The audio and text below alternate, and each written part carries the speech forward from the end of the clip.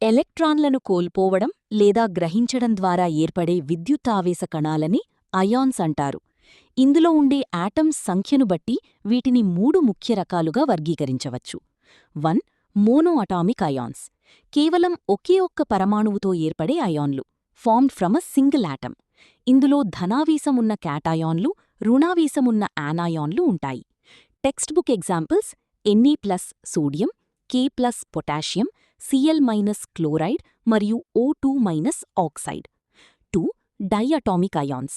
ఖచ్చితంగా 2 పరమాణువులు కలిసి ఒక నెట్ ఛార్జ్ కలిగి ఉండే అయాన్లు, containing 2 atoms together. Examples: hydroxide ion OH-, cyanide ion Cn-, మరియు peroxide ion O2-. 3. Polyatomic ions. 2 కంటే ఎక్కువ, అంటే గ్రూప్ ఆఫ్ ఆటమ్స్ కలిసి ఒకే యూనిట్గా నెట్ ఎలక్ట్రిక్ ఛార్జ్ కలిగి ఉండే అయాన్లు, groups of more than 2 atoms.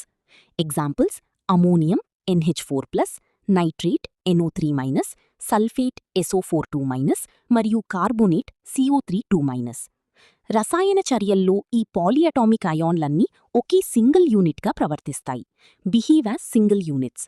వ్యతిరేక ఆవేశాల మధ్య ఉండే ఆకర్షణ వల్ల ఇవి అయానిక్ కాంపౌండ్స్గా ఏర్పడతాయి.